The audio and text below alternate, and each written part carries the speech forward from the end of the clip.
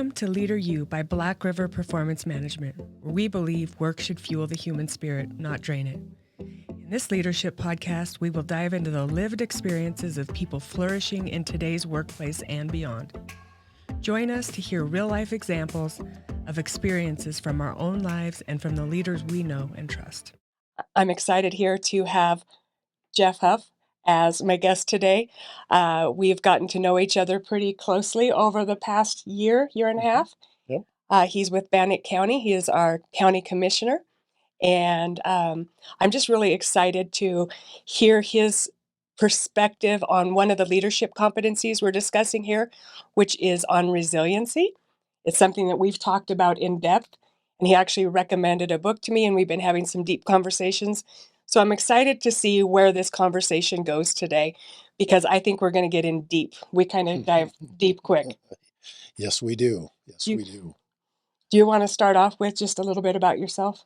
You bet. My name is Jeff Hough, as Angie mentioned, and I am currently a commissioner in Bannock County here in Idaho. Been a commissioner for about 2.5 years, but my story starts many years ago in the small town of McCammon, Idaho, is where I grew up, and raised on a ranch out there, a small farm, hobby farm actually. And I spent my days as a youth either with my feet in the river or my feet climbing up a mountain looking for the lost gold down in Robbers Roost Creek. So I had one of those idyllic childhoods, but at the same time, through that is where I think I began my journey on resilience. I had, you and I are about the same age, Angie, and so it's a little different time being raised back then than it is today. Mm-hmm. And so I had a father that taught me the value of hard work and taught me the value of working hard for your fun. And so that's where some of my resiliency began. And I was thinking about this. You told me we were talking about resilience, and I thought, what would be a good story to talk about resilience? And one of my favorite stories is my dad used to, when I was a teenager, he used to love to mountain lion hunt. Mm-hmm. And that was back in the old days when you'd have your hounds and you'd let the hounds go and then you'd follow them wherever they went. And one day we were loading up the horses, and we only loaded up one horse. And this is the middle of winter. So this is December. And I noticed that. And he said, hey, grab your cross-country skis. And I'm thinking, one horse, cross-country skis. Where's this going to go? And we got in the truck and we headed over to Walker Creek, which is over behind Ingham here. And he unloads the horse and he says, all right, get your skis out, put your skis on, just grab onto the horse's tail, and off we went. And so I spent the day being towed behind a horse, going from the bottom of Walker Creek all the way up the top, which is probably a good 2.5, 3 miles. So we're bucking snow 2 to 3 feet deep all the way. And I didn't give up, didn't complain, and it was a fantastic day. But that's, I think, where my journey through resilience began. It was through events like that. It was just, you just buck up and go do it. Mm-hmm. And so after that, got a degree in finance at Idaho State University. Go Bengals. Go Bengals, that's right. And worked at a couple different large companies and started my own couple companies of my own, and then decided to get into the political game because I knew that it was hard to get good people to run and participate in politics because it's a nasty sport. But my last 2 years being involved has been good, and that has taught me a lot about resiliency as well. So that's there you go. There's a 30,000 foot. I have a wife, 4 kids, 5 grandkids, and just really have a blessed life, a very blessed life. Awesome. Well, I'm excited to dive in a little bit more to some of the topics that you talked about, because I know that politics is, that's got to build some resilience. And I'm excited to kind of hear a little bit more about what you've learned in running for office and also just holding the position. Well, we'll get into that. So where do you want to start? Because as you and I have talked, this book, Resilience, that I recommended to you and that I've been studying it was one of those books that I downloaded first as an audio book. And I spent so much time on my phone taking notes that I went back and bought the book so I could read it again and fill things in. And so this is one of my favorite topics, and I'm so excited to talk about it today. So where do you want to start? Well, I think the same. I'm on the book because you recommended it. And so I'm probably 4 or 5 chapters in, and it's audio. And I've stopped myself probably every 5th word, just like there's so many nuggets in it. And I agree. So I'm going to buy the book too. And so the book we're talking about is called Resilience. He's a Navy SEAL, Eric Greitens or something like that. Yeah. And so it's really phenomenal. Do you want to start with some of your takeaways from the book, or?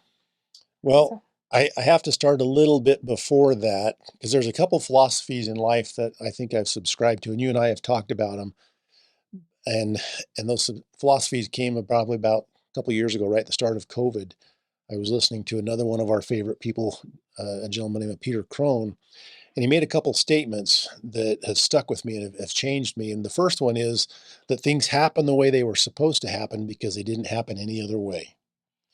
And for you listeners out there, take a little bit of time and unpack that because that has a lot of deep meaning to it. And the second statement that is a big philosophy of mine is nothing has meaning until I give it meaning.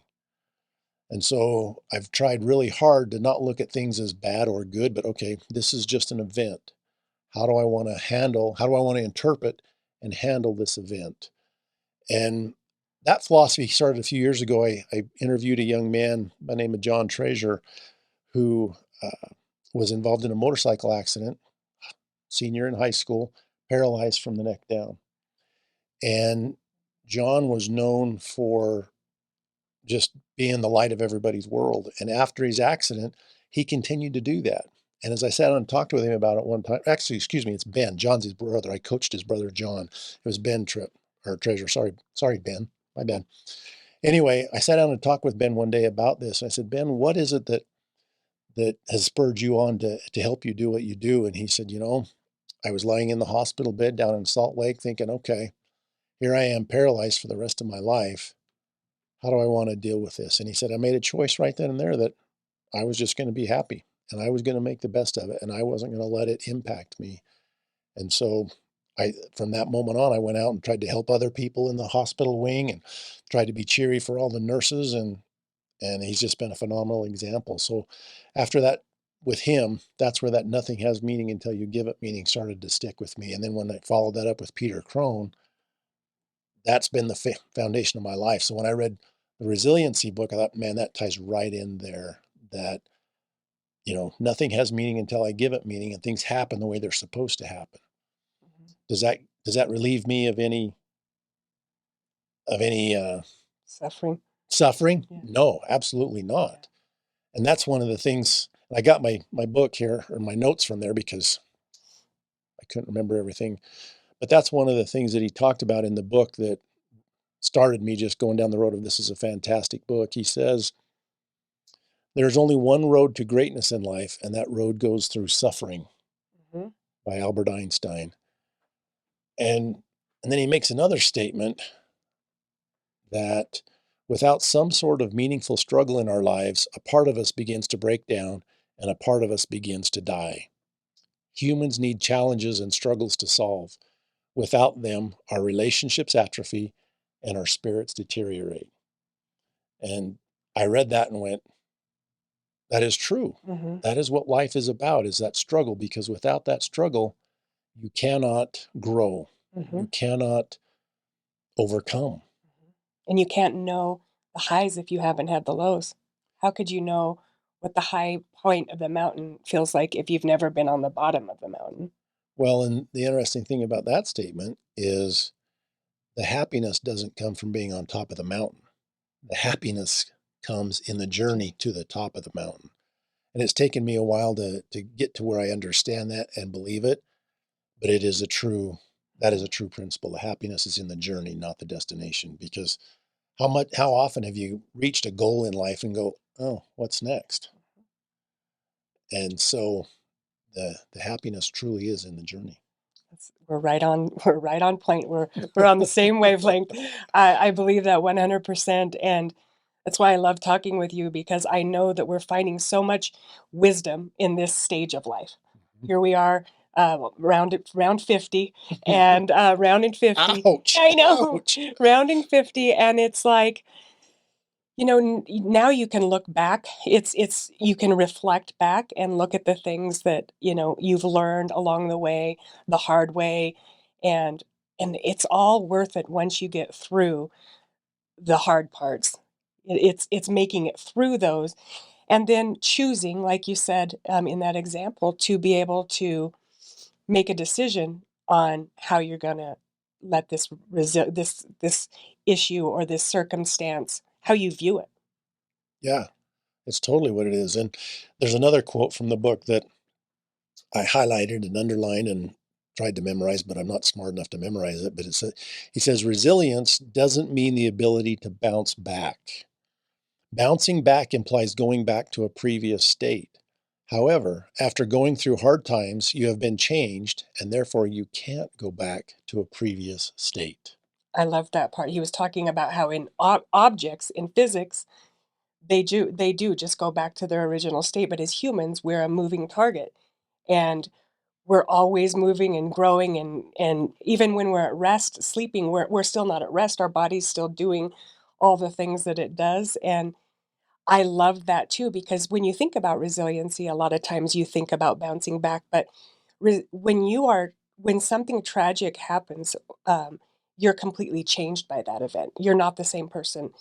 And I think he uses the example, when you lose your child, you're not ever going to be the same person. When you come back from war, you're not the same person that you were before. Anything that we suffer through, we're not the same person. Yeah. And he makes the follow up statement to that is what passes through us changes us. And so that's where Ben and that conversation with Ben has had such an impact because the way those things that pass through us change us is up to us. We are the ones that are in control of that. And so it's truly a mindset. And I've have not lost a child, so I can't say how terrible it is. I can assume how terrible it Mhm. is. And to those people that have done that, my heart goes out to them. But I've seen some that have not been able to move on, and I've seen others that have, and the ones that have live a much better life than the ones that don't. Mhm. And so that's what I've tried to do the last 2 or 3 years is really implement that of I choose happiness, I choose joy, Mhm. and it's not easy. It's not. It's sometimes you just want to throw in the towel, but you have to you have to have this fire in your spirit, and you know that you can do more. And when you've been through those hard things, don't you feel like you can connect more with others too, and you can relate to people on a different level after you've been through struggles that you would have never been able to relate with them? The compassion in my life has changed immensely since then because I find myself being a lot less judgmental and much more open to what is behind where you're coming at me, whether you're coming at me in a positive way or a negative way. Instead of judging you for that particular moment, it's what's behind that. Why are you responding that way? And that has really helped me to slow down, especially in the political realm, to slow down and go, okay, this might not be a direct attack on me. It might be, maybe somebody ran over their dog this morning and they're just trying to overcome that. Mhm. And okay, let's talk. Yeah. Go. And that's the thing about this resilience book that I really like is, in that statement of things happen the way they're supposed to happen, it doesn't remove me of some responsibility in a situation. I still have a responsibility to do my best and do what I can. But if I remove the expectation of a certain outcome, it makes it much easier to, if things don't work out the way I want, was okay, well, let me take one more step forward and see what that does and go. Yeah, and we're responsible for how we respond to it Hmm. versus what happens. The circumstance happens, life happens. We get punched in the face over and over through our life, and it's more about, how we respond to it. Yeah. And don't think that by being resilient, everything that happens to you are all smiles and it's okay because it's not. And I hope I don't get emotional during this part, but I might. The greatest example that I have in resilience in my life is my son Andrew. My son Andrew has had a rough life. He made some bad choices. He's been involved in drugs and he's paying the price for that and he's trying to overcome that. And I can remember so many times throughout the years sitting on the bed with Andrew with my arm around him and him just sobbing, Dad, I'm done. I don't want to do this anymore. I can't take one more step. I'm done. And we just sat there and sobbed together. And my heart is just trashed, and my wife's heart is just trashed. And we sit there together as a family and cry and go, Andrew, I don't know what to tell you. Just keep struggling, keep fighting. It's okay. And to see him get up every day and continue to put one foot in front of the other is, when I think I have things bad, I just go, no, that I have to live up to the example that Andrew has set for me. And so to me, that is my source of inspiration for resiliency. Heroism. Yeah. I mean, it's a hero, somebody who does stuff they don't want to do, and that's an amazing story. And I'm so thankful that you shared that. I've just, and again, that's part of my compassion is watching Andrew go through his struggles, and then these philosophy things that we've talked about here have really given me that source of compassion to move forward and the strength in myself to go. And then and there's a part in the book where he's talking about happiness, and he says that the happiness that comes from pleasure can never replace the happiness that comes from the pursuit of excellence. And there's another time in my life. I'm a big basketball junkie. Hmm. I'm just total junkie, and I got into coaching high school sports, and I love that. And my first experience was coaching high school girls down at Marsh Valley, and we had just happened to have a great group of girls and a great group of coaches. And our first year, we had some good success, and we made it to the state playoffs for the first time, and we were all excited. The next year, we made it to the state championship game, and we were thrilled. We were so excited, and we felt like we had the best team in the state. And we went into the championship game and got our butts kicked. And that was absolutely the worst day of my life to that point. I mean, you think, oh, it's just a basketball game. No, it wasn't. And at that day, when it was over, the group of us that were going to be back the next year, which were most of us, said, we're not going to let this happen again. We're going to do what we need to do to get back here next year and win it. And we had so much fun that next summer because everybody was aligned with the goal, and we were truly happy in the journey. And as we went through summer and had success, and then we went through the season and had success and some setbacks, but the setbacks taught us, and we made it to that state championship game the next year, and we won. And it was so sweet. It still is one of my top 10 days of my life. I rank days in my life, and that Hmm. winning that state championship was a top 10 day. But again, it showed me the resilience of, we started working on that 2 years ago, 2 years in advance. We hit what we thought was the goal. We had to take a step back because we lost, and then we pushed through and we made it. And it was fantastic. But it was just, the joy was in the journey with the people that we were there with. And so again, when it talks about resilience, it wasn't necessarily winning the championship that was the most awesome thing, because that was awesome. But as I reflect back on it, it was the hours in the gym with the girls, getting sweaty, working through drills, and just all that work, and how much we all grew from that.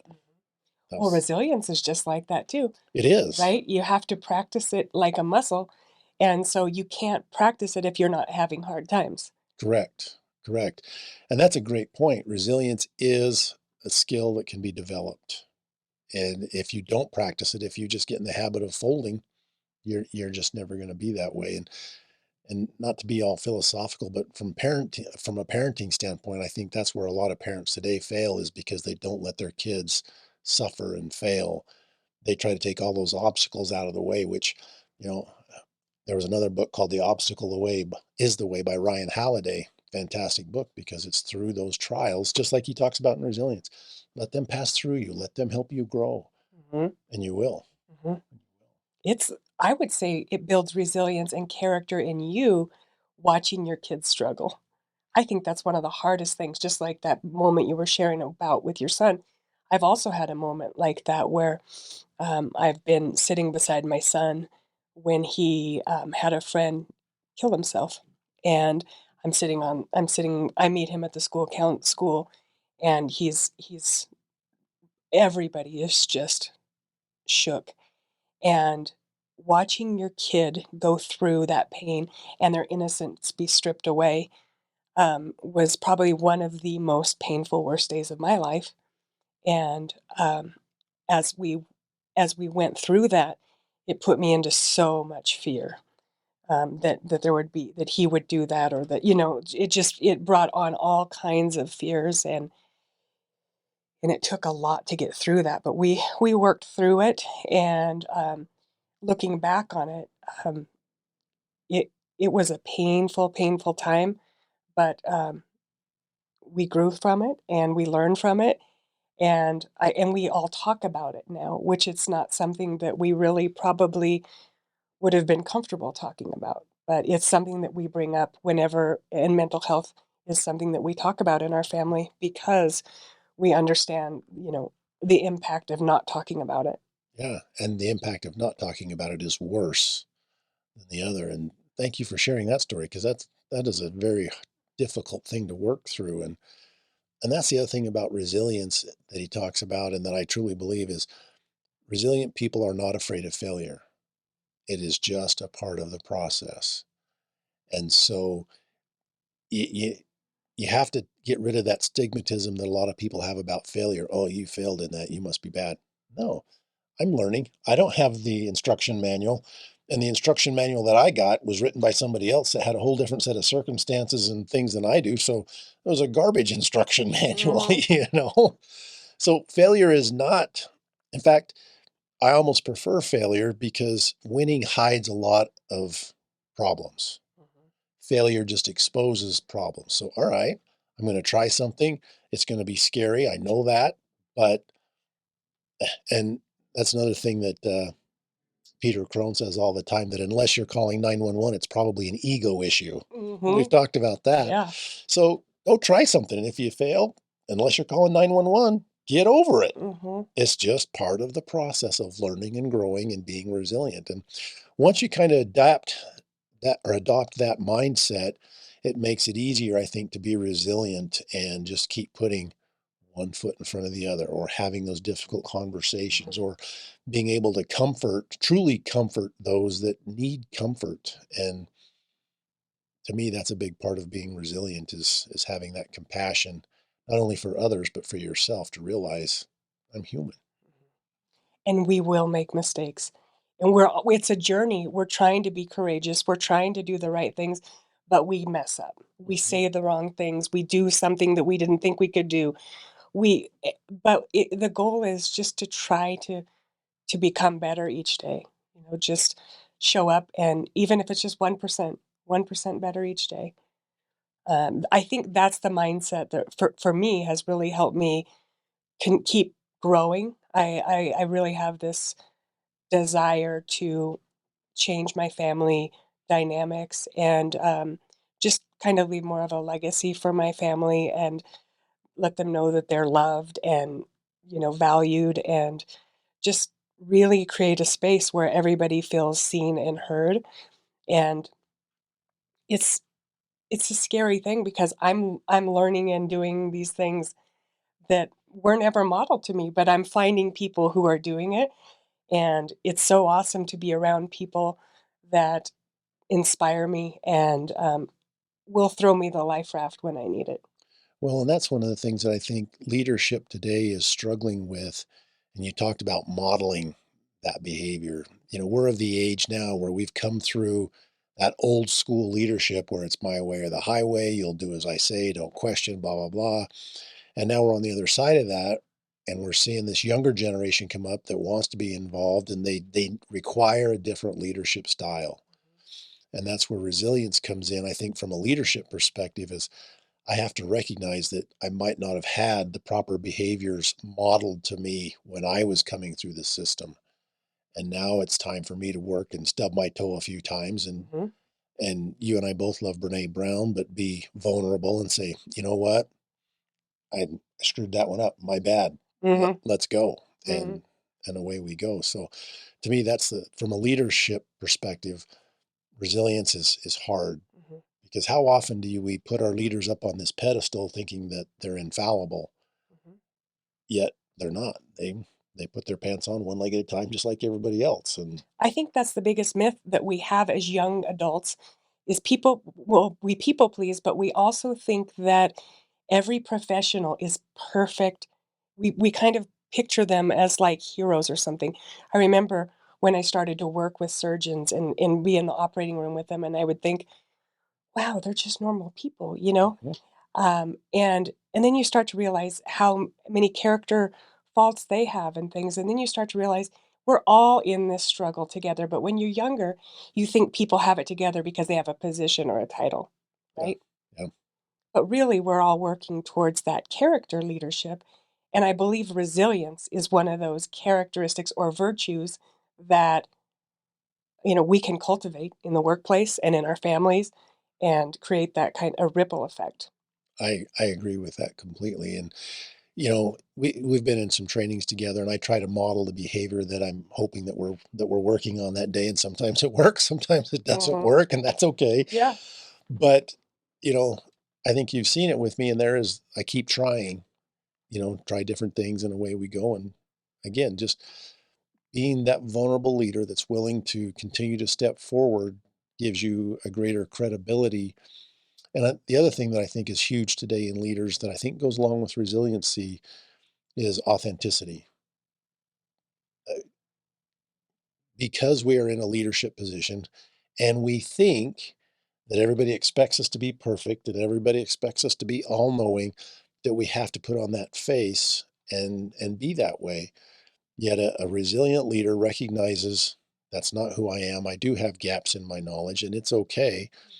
And you're not afraid to take those lumps, and you keep going forward, because through that struggle and through that growth, you become a better leader. You gain more credibility with your staff and those people around you. And again, it just goes back to that, just keep putting one foot in front of the other, have faith in the process, and it'll go.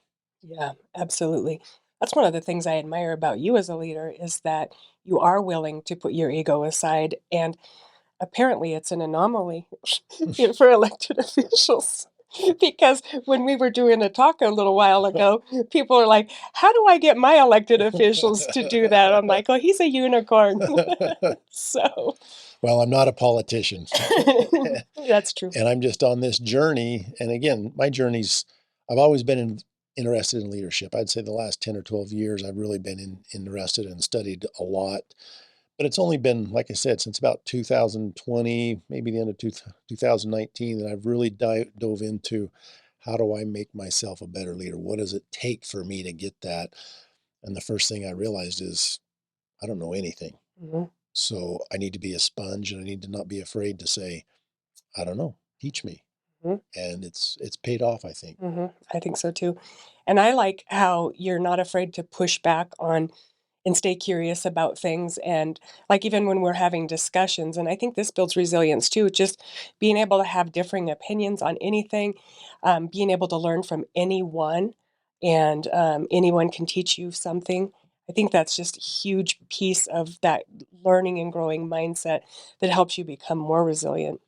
It is. And I go back to the show that you introduced me to a couple of years ago, Ted Lasso. And my favorite thing from that show, and I've totally subscribed to this since then, is that quote by Walt Whitman is be curious.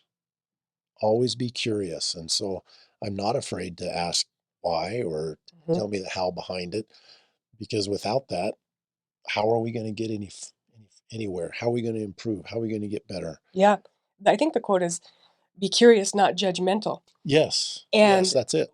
that's what our normal our natural response is as a society right now is to go straight to judgment instead of stopping, pausing. We get emotionally hijacked and we go straight into the defense in anything that happens in society or in our personal relationships instead of pausing and just getting curious and seeing where you actually do agree versus let me just judge it's the left side, it's the right side, it's them against me. Trying to find where do we agree and how can we sit together at a table and figure out where we can match up. So why do you think we rush to judgment right out of the gate? Because I think it's fear. Yeah, that's exactly what it is. It's fear. And it goes back to that not being authentic, because I hold a position or whatever, I think I should be the expert on this, or I should know. And to admit that I don't know, or that my position is wrong, I can't do that. So we stake our claim, and we get judgmental and defensive, and Mhm. fight or flight kicks in, and away you go. Mhm.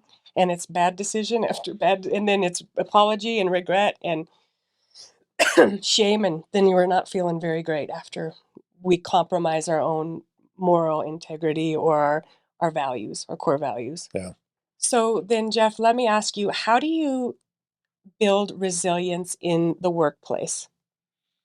that's a great question, and there's no real easy answer to that.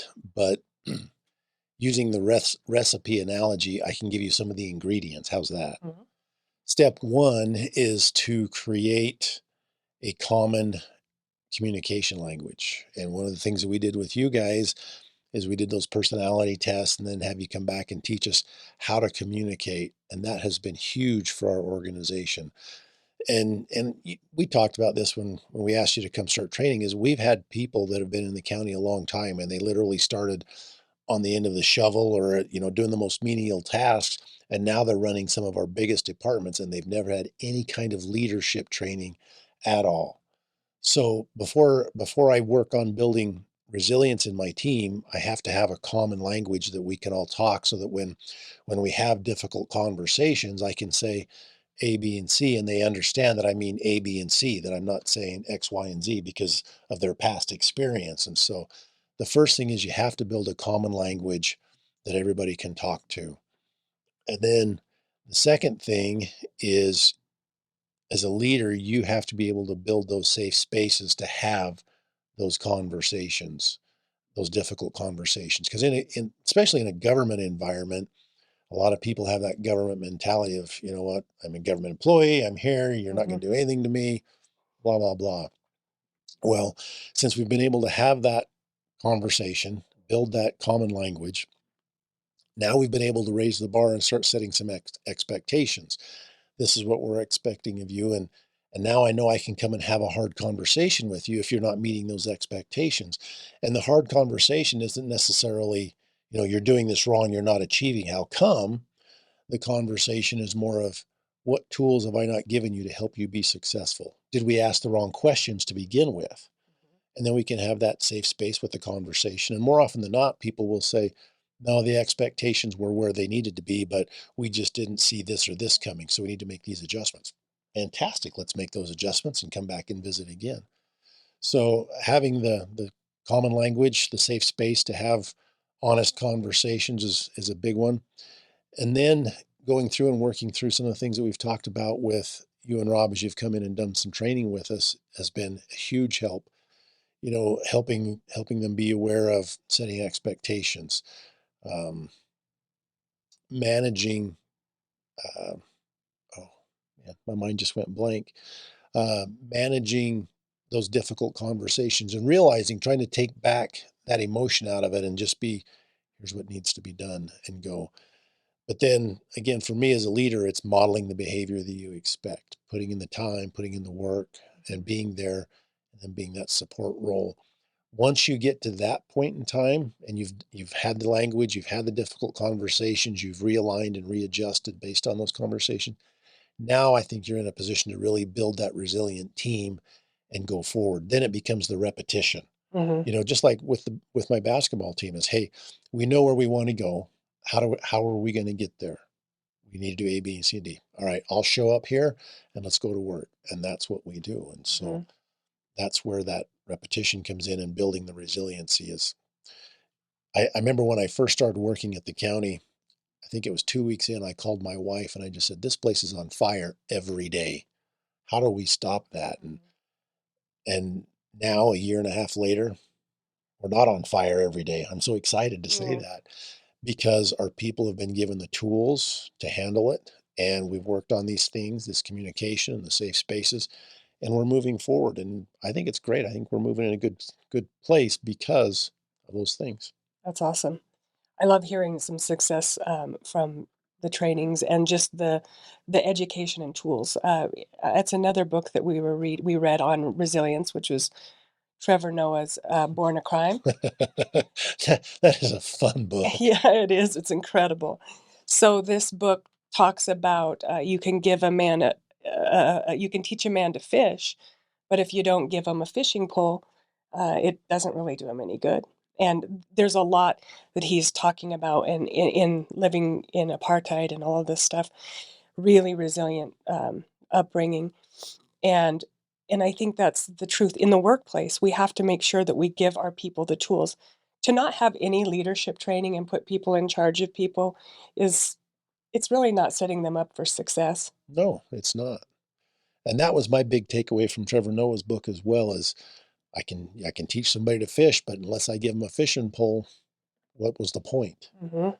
And so again, that's why I go back to that communication tool that was so valuable to us is, all right, I want them to be resilient. I want us to be a better team. Well, what do we need? Well, we're lacking communication. Because when I came into office, government is siloed, and it's meant to be that way because we want to slow things down and not try to make mistakes with taxpayer money and things like that. So when I started at Bannock County, we were very, very siloed. There were departments just didn't talk to each other. But after we went through this training and done some stuff, and again, took me going out and the other commissioners going out and visiting with the various departments and having conversations, those walls have started to come down. And now I would say for the most part, the silos are gone. Hmm. I see trust coming back in. Yes. I do see trust and real compassion showing up, and people starting to care for each other and know each other on a deeper, more meaningful human level. Hmm. When you talk about trust, that's an interesting one because when I first started, I heard over and over, well, the commissioners are just trying to micromanage everybody. Didn't matter which department. If we showed up, well, you're just here to micromanage us, get out of our business. No, we're just there to try to understand your business so we can help you. Now, 2 years later, we walk into any department. It's, how you doing, Commissioner? What can we do for you today? And it's, no, we're here for you. What do you need from us? What can we help you with? And that whole trust has been gained because over the course of the last 2 years, we've worked hard as a commission and myself to tear down those walls and do that. And so that's been a big deal. Yeah, and it's building resiliency over time. That's the one thing he says in the book too. I don't have the quote. I have it clipped, but he says something about, it's not gained the fruit of resilience is gained over time. It's not like courage. You be courageous right in a moment, right? Like Mhm. you can be courageous in an instant, but resilient is something that takes time to see the fruits of it. Yep. I'm a big believer in the 10,000 hour rule. It takes 10,000 hours to become world class at something. Mhm. And resilience is that same way. I go back to my son Andrew. He's put in his 10,000 hours. Mhm. The dude is a master at being resilient. Yeah, that's awesome. And that is such a great virtue to pass on to our children, to our workplace, to our families, and to the young people that might be listening to a leadership podcast out there. We got a couple of old people here with about 100 years experience, and we're looking back in the rearview mirror just to reflect, not to, ruminate, but just to look back and see what we've learned through those lessons. Yeah, yeah. And it pains me to say that there's 100 years of experience sitting here at the table, Angie. We don't Ouch. look it. But there, and one of the things that I consider myself to be a change agent. And you remember the exercise we did where we had everybody stand up in the room and say, all right, who's afraid of change? Stand on this side. And excuse me, that's not the right, who likes stability and Hmm. constant? And everybody stood on that side of the room. And who likes change? And they stood on this side of the room. And I was the only person on this left side of the room. And that scared me. But it's through that I've grown and been able to make a difference. And so those are the things as we talk about sharing, sit down and listen to the old folks once in a while. It's not Yeah. bad. And again, going through that change, I'm always questioning the history. Why do we do that? Why do we do this? Why do we do that? And it reminds me of the old joke about the young lady that was hosting Thanksgiving dinner at her house for the first time, and she was getting ready to cook the ham, and she cut the end off one side of the ham and cut the other end off, and she turned to her mom and said, "Mom, why do we cut the ends off the ham?" And her mom says, "I don't know. My mom always did that. Let's ask Grandma. Grandma, why do we cut the ends off the ham?" "Well, when I was young, I only had a pan that big, so I had to cut the ends off." And so That's the way we've always done it. I know that's the way we always done it. And that just drives me nuts. So Don't ever take the status quo for the status quo. Always question. And if it makes sense, okay, great. Mhm. Cut the ends off the ham. But if it doesn't make sense, Yeah. leave them on. Well, that's part of your behavioral style. You're going to challenge the status quo, and no doesn't mean no. Like we're going to come around with another option. But I would have to say, don't you think that that was a blind spot for you before you saw that? When you saw yourself on the other side, did you know that?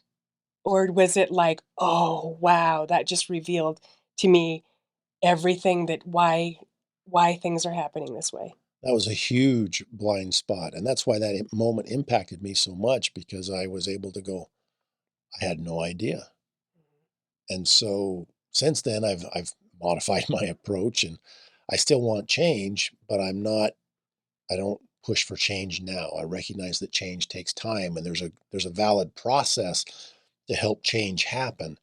And so since I've done that, I've people have been a lot more receptive, and we're able to work and do some things. And it was funny because you talk about the change.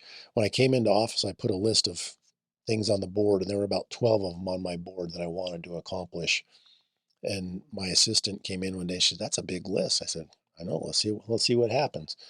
Well, we were reviewing that list the other day, and I think of the 12 items, 10 of them have been done in the 2 years that I've been there. And it's like, okay, That's great. You've yeah, got a great team. I have a great team. I have a fantastic team, and we are a resilient team because we suffer setbacks, Mhm. but we just keep going, and that's fun. It's fun to work in that type of environment. I've really enjoyed watching the growth of some of the people that I've gotten to know over the past couple years and see the changes. And I think about like Kyle. I, Mhm. I think about people who I've just really seen grow so much as individuals from the training the county has invested in their people. Yeah, it's been good. So from a coaching standpoint, let me ask you this, and maybe we can end on this.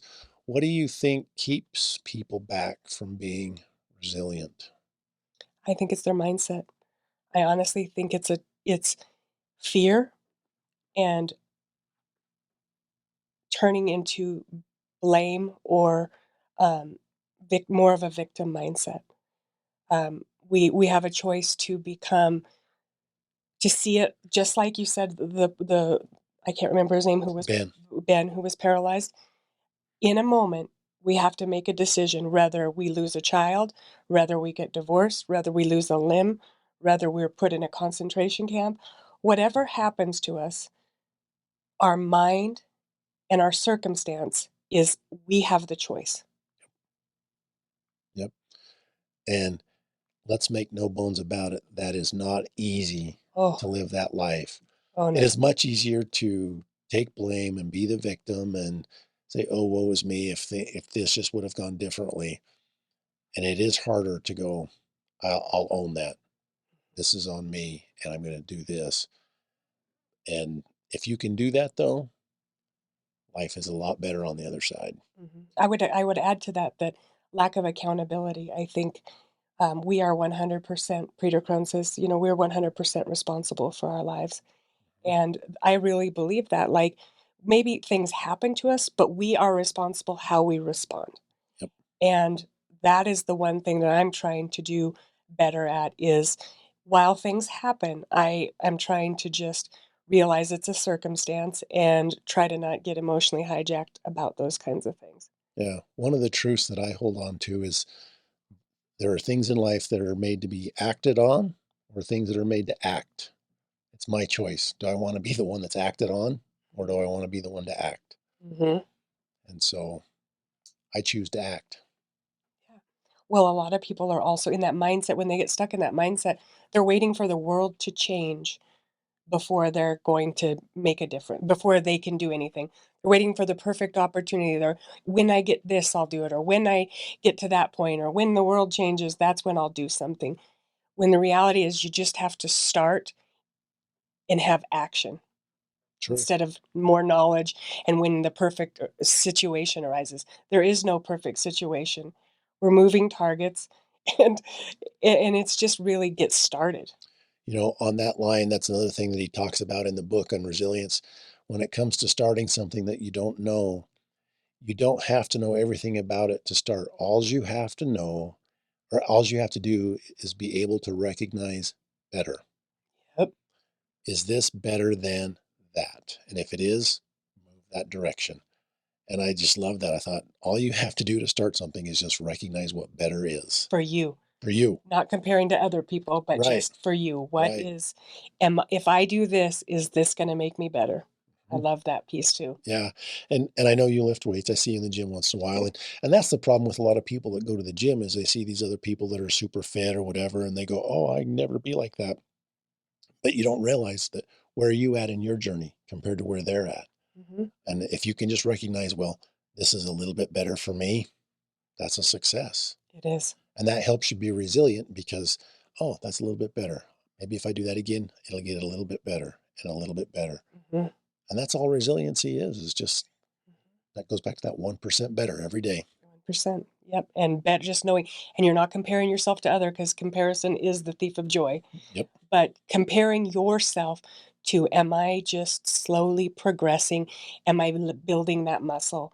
Thinking about the gym, am I building that resiliency muscle? Because putting the time in and the work and just reading and learning more about it in itself helps, I think. Mhm. Even knowing that it's an option that you could grow it.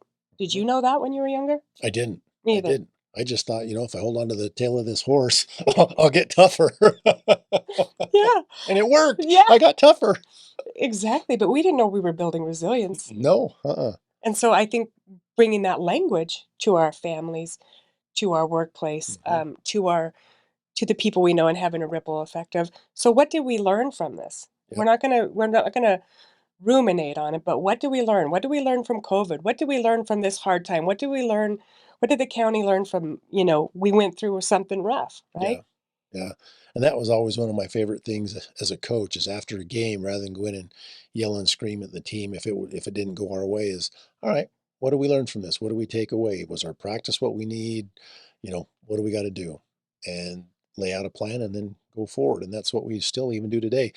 I love to do after action reports and drives my staff nuts. We'll go to a meeting and we'll come out of the meeting and we'll say, all right, into my office, let's go. All right, after action, what worked in that meeting, what didn't work, what do we got to do different next time? And through doing that, though, we've just raised the bar very slowly to we do a lot better job now than we did when we started. Yeah, a lot. It's authentic and transparent, and it's building resiliency. And the fun part is when the staff tells me, Hough, you screwed up, it's like, thank you for telling me that. And away we go. Mm-hmm. I bet you they didn't think that they could do that a while back. It took them a while to get to that point, Yeah. but once they did, and I tried to tell them from day one, I will be mad at you more if you withhold stuff like that from me than if you tell me up front, Mm-hmm. because I can't get better if I don't know. Mm-hmm. I can't fix what I don't know. So Not a mind reader. let's do it. Yeah. Well, thank you so much for sharing your time with me, and just for, being a continuous supporter of us. I really appreciate everything you do for the county and you do for the community. And I'm just really glad that I get to have deep conversations with you on a regular basis, because we love a lot of the same books and we love a lot just discussing leadership. So I'm really thrilled to have you on today. So thank you. Well, thanks for having me. I look forward to it all day. So it was great. Awesome. Thank you. Thank you for listening to Leader U. We know your time is your most precious resource. Please share with your friends and family and learn more about us at blackriverpm.com.